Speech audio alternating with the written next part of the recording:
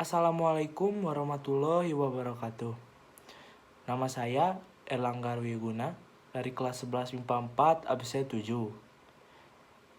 Pertama-tama marilah kita panjatkan puji serta syukur kehadirat Allah Subhanahu wa taala karena dengan karunia-Nya kita masih diberi kesehatan dan rezeki yang melimpah olehnya.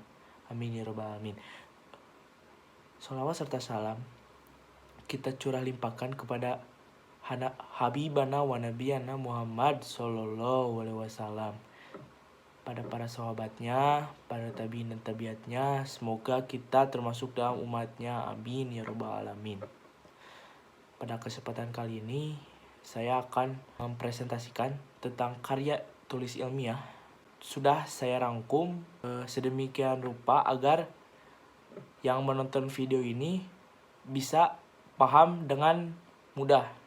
Karya ilmiah adalah karya tulis yang dibuat untuk memecahkan suatu permasalahan dengan landasan teori dan metode-metode ilmiah. Biasanya karya ilmiah ini berisikan data, fakta, dan solusi mengenai suatu masalah yang diangkat. Penulisan karya ilmiah dilakukan secara runtut dan sistematis. Adapun struktur karya ilmiah yang terbagi menjadi 3 bagian. Yang pertama, pendahuluan. Nah, pendahuluan ini berisikan dari dasar-dasar penelitian ilmiah yang dilakukan, masalah yang diangkat, dan mekanisme penyelesaian masalah tersebut. Yang kedua dari struktur karya ilmiah ini ada isi dan pembahasan. Ini bisa terdiri dari satu atau lebih bab tergantung seberapa peliknya pembahasan dari penelitian tersebut. Nah, yang terakhir, kesimpulan. Berisikan hasil dari analisis pada bagian isi dan pembahasan. Kesimpulan yang disampaikan berupa penjelasan singkat dan padat mengenai hasil analisis. Adapun ciri-ciri dari karya tulis ilmiah. Yang pertama, bersifat reproduktif. Nah, reproduktif di sini artinya karya ilmiah ditulis oleh peneliti atau penulis harus diterima dan dimaknai oleh pembacanya sesuai dengan makna yang ingin disampaikan. Yang kedua, bersifat tidak ambigu. Sebuah karya ilmiah harus memberikan pemahaman secara detail dan tidak dikemas dengan bahasa yang tidak membingungkan. Nah, sudah jelas karena karya ilmiah ini harus disampaikan secara benar dan tepat agar pembaca tidak terbingungkan oleh bahasa yang kita sampaikan. Yang ketiga ada tidak emotif. Nah, arti dari tidak emotif ini, karya ilmiah ditulis tidak melibatkan aspek perasaan dari penulisnya. Sebab karya ilmiah hanya memaparkan fakta yang didapatkan dari hasil analisis penelitian, bukan dari perasaan subjektif dari si penulis tersebut. Jadi karya ilmiah ini harus berdasarkan objektif dan tidak berdasarkan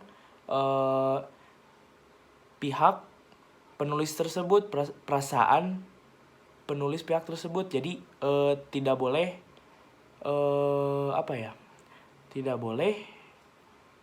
tidak secara subjektif. Nah, seperti itu. Selanjutnya, yang keempat, harus menggunakan bahasa baku. Penggunaan bahasa baku itu meliputi setiap aspek penulisannya, mulai dari penulisan sumber, teori, hingga penulisan kesimpulan. Ketidakbakuan pada tulisan karya ilmiah hanya akan membuat pembaca menjadi bingung dan tidak mudah dipahami. Sama seperti poin-poin yang tadi saya sampaikan, dalam menulis karya ilmiah ini harus menggunakan bahasa baku supaya pembaca tidak dibingungkan oleh penulis yang bahasanya itu tidak jelas gitu. Nah, itulah alasan kenapa karya tulis ilmiah itu harus menggunakan bahasa baku agar si pembaca tidak bingung dan mudah dipahami. Selanjutnya, Poin kelima, menggunakan kaidah keilmuan. Nah, penulisan karya ilmiah harus menggunakan kaidah keilmuan atau istilah-istilah akademik dari bidang penelitian si penulis. Hal itu bertujuan untuk menunjukkan bahwa peneliti atau penulisnya memiliki kapabilitas pada bidang kajian yang dibahas dalam karya ilmiah. Yang keenam, bersifat dekoratif. Artinya, penulis karya ilmiah harus menggunakan istilah atau kata yang memiliki satu makna rasional. Artinya, penulis harus menonjolkan rasional artinya penulis harus menonjolkan pikiran yang logis dan kecermatan penelitian. Yang ketujuh, terdapat kohesi.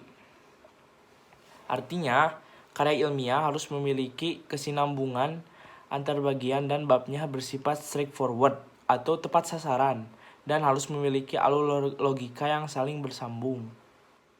Poin 8 bersifat objektif. Hal ini sangat penting karena karya ilmiah tidak dibuat berdasarkan perasaan penulisnya. Kesembilan, menggunakan kalimat efektif.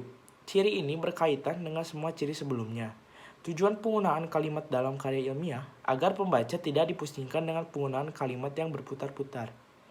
Nah, mungkin segitu saja yang bisa saya sampaikan pada kesempatan kali ini. Mohon maaf bila masih banyak kurangnya. Terima kasih atas perhatiannya. Wassalamualaikum warahmatullahi wabarakatuh.